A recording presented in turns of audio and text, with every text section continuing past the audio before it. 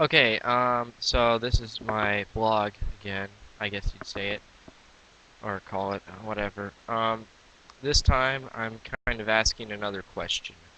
Um, that's what people do, they ask questions usually. Um, so, sorry, my computer just glitched. This time I was thinking about money. And, I was thinking, like, what gives money value, right? Well, obviously, gold gives money value, right? And then I started thinking, what gives gold value? What exactly gives gold a standard so that you can compare money or pieces of paper with it? I mean, the money resembles, paper resembles an amount of gold that is considered worth that much. Like $1 is, 1 unit of gold. $5 is 5 units of gold.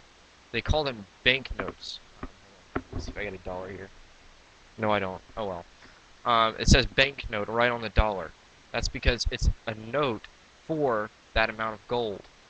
So it says, you know, you have this amount of gold in dollar bills because each dollar is worth gold. Anyway, um, so when a country, produces more money or more currency, each dollar is worth less and less gold because there's the ratio of, say, money to gold is off. There's way more money than there is gold. So the gold is considered, worth more dollar bills, so each dollar is worth less.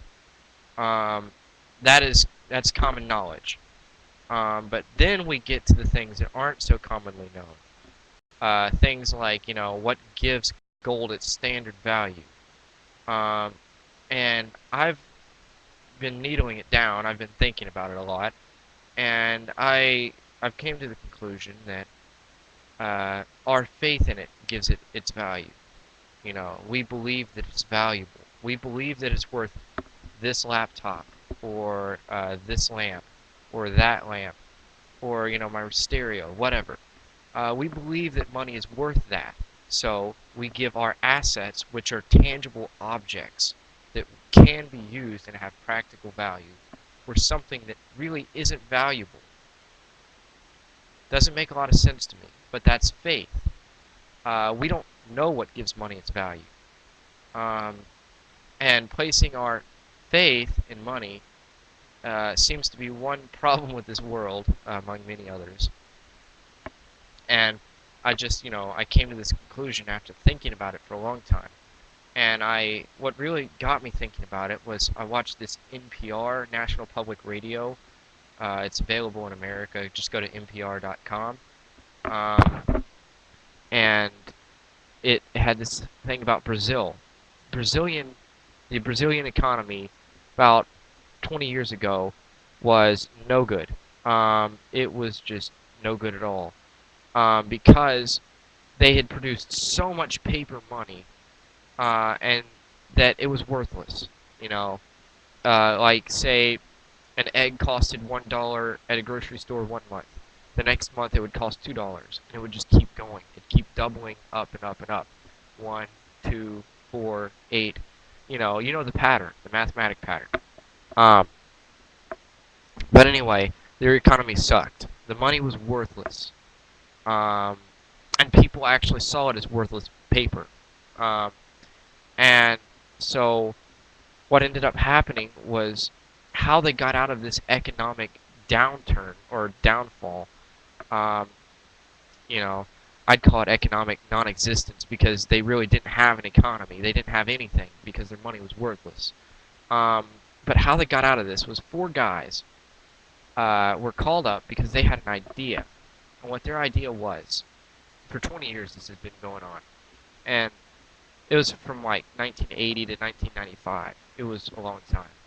And these four guys had this idea. Anyway, um, and their idea was make fake money that wasn't worth anything to trick people to thinking it was worth something, to get them to have faith in paper instead of gold. So they did it, and it worked. saved Brazil. It saved the Brazilian economy, and now they're one of the 4 or 3 developing nations now. They call it the BRIC nations.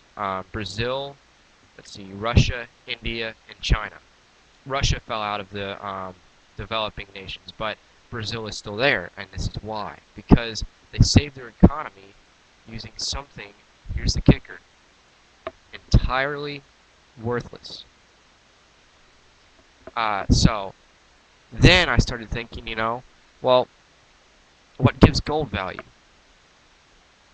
Since they tricked people with money, paper, what gives this shiny hunk of metal value?